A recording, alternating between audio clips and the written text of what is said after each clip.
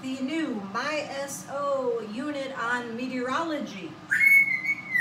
Woo! So meteorology is the study of weather patterns. Weather is the temporary conditions in the atmosphere. Temporary conditions. This is different than climate. Climate, more permanent conditions. Woo! More permanent conditions with climate. We're looking at like 30 years or more. Weather is temporary. 5 main parts to studying weather. Number 1 is the air temperature. Temperature's in the middle, T. Volume over here, pressure over here. Woo!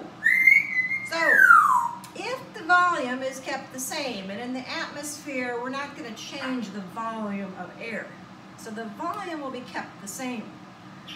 If the temperature goes up, the pressure's going up also. Woo! If the pressure goes up, the temperature goes up. If the pressure goes down, temperature down. If the temperature goes down, the pressure goes down. Woo! Air temperature, woo, is indicated by how fast the gas particles are moving. Remember, temperature, woo, is a measurement of the average kinetic energy of the molecules. And kinetic energy is movement. So if we were looking at the atoms in air, and air is oxygen atoms, it's nitrogen atoms, all right? And these atoms are moving around. And the more they're moving, the higher the temperature. So temperature is just a way of measuring the kinetic energy or movement of molecules. And if we're looking at air temperature, then we're looking at the amount of these air molecules are moving around. And if you think about the Earth and its relationship to the sun, the Earth is tilted. The Earth is tilted, woo, at a 23.5 degree angle. Okay, so it's not like this. So that way, the fact that it is tilted, woo, it receives different amounts of sunlight on its surface. And it also rotates, so it spins. So the equator, which is really the middle of the Earth, right? Woo, this imaginary line around the middle of the circumference of the Earth that separates the northern hemisphere with the southern hemisphere. That's the equator. That's going to get the maximum direct sunlight. All right? Think about it. Maximum is really going to be the equator year-round. So that's why it's always hot at the equator. But if you think about the position that tilted the Earth and how the Earth is going to receive different amounts of sunlight across its surface. It's not going to have the same amount of light. So this is what causes these weather patterns to form, because it really starts with difference in temperatures of the air. And why are they different temperatures? Because they're getting different amounts of sunlight. Next part of weather is wind. Wind is just airflow. That's what it is. Air's flowing, that's called wind. Humidity is the amount of water vapor in the air. And we really indicate it with relative humidity. Like I'm from Florida, where it's almost like 90% humidity all the time. There's a lot of water vapor trapped in the air. That's humidity. So that is the third part. Fourth part are clouds, which really is the condensation of water vapor. So you think of the phases of matter and the changes of the phases of matter. Condensation, going from a gas to a liquid. Number 5 is precipitation, not participation, precipitation, which is rainfall, snow, hail. These are examples of precipitation. Air is matter, takes up space, has mass, it takes up space. Balloon, and I have a 2-liter bottle, so woo! I'm going to try to blow this balloon up.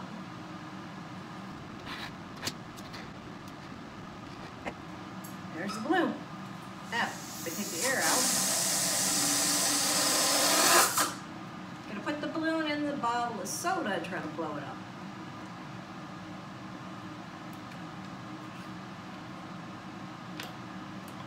That's it.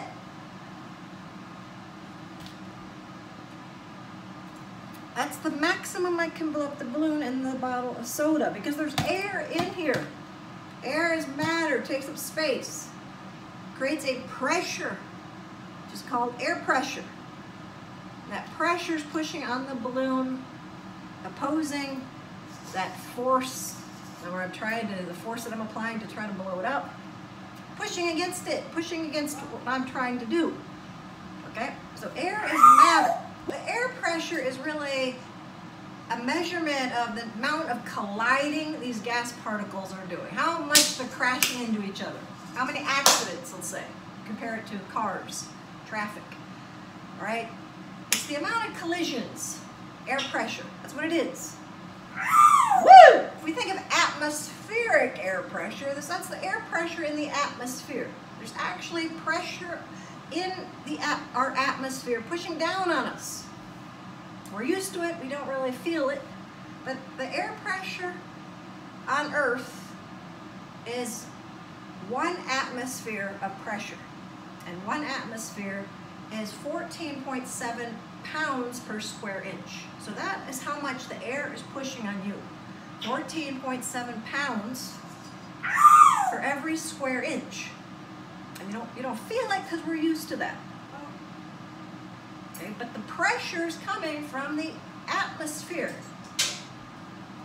And the lower you are, the lower the elevation, the more pressure you're going to feel. So if you go down to the bottom of the Grand Canyon versus Mount Everest, there's a lot more air pressure at the Grand Canyon and not much air pressure at Mount Everest because you have less air pushing down on you. There's less atoms of air pushing down on you. That's really what it is. So the further down you go, the more air pressure. If we look at air pressure, air temperature, and weather patterns, we have to learn about density. And density is the amount of mass in a given amount of space. So how much mass is there in a certain space? That's what density is. If something is very dense, it's packed together. The atoms are packed in a tight space. Or maybe they're not even tight space, it's just packed in. If it's less dense, it's less packed. Less packed in. Golf ball, and we have a ping pong ball. Okay, the golf ball is much denser than the ping pong ball. In other words, there are more atoms packed in here than here. And everybody loves density. Everybody loves density. Woo! Woo! So, I love density. Woo! But what is density? Remember, density is the amount of mass in a space. Draw this out in your notebook. Density equals mass. So this, the top of the heart, woo, looks like an M. The bottom of the heart looks like a V. So this is mass, and this is volume. M's per liter. Difference in air temperature really causes different densities of air and different pressures of air. If the gas particles are flying around, so it's very hot. Let's say the temperature is hot. It's high temperature. Particles are moving around.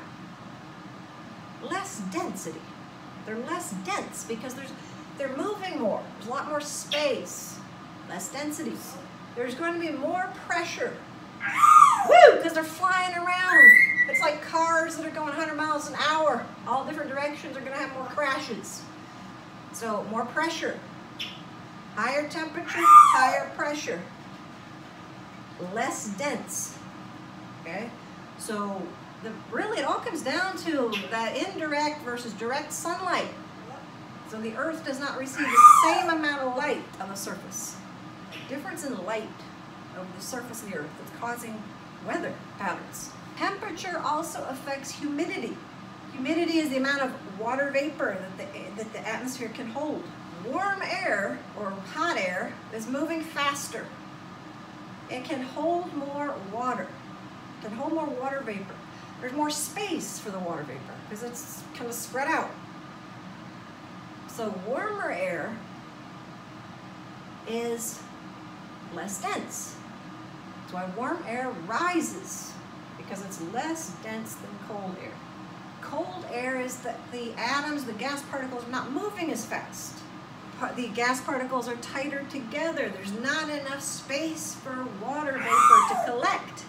So cold air generally has less water vapor. It's less humid. Warm air can hold more water vapor. There's more space. So it's more humid. And if you have cold air that has some water vapor, and it reacts with warm air that has some water vapor, the water will condense. Woo! Warm air is going to rise, right? But that water vapor it's holding now, it's going to condense and form a liquid in the form of water drops. That is what forms the clouds and then rainfall. So it all really goes back to the temperature differences on the surface of the earth that causes the weather patterns we have. Cold air is more dense. Warm air, less dense. Warm air will rise.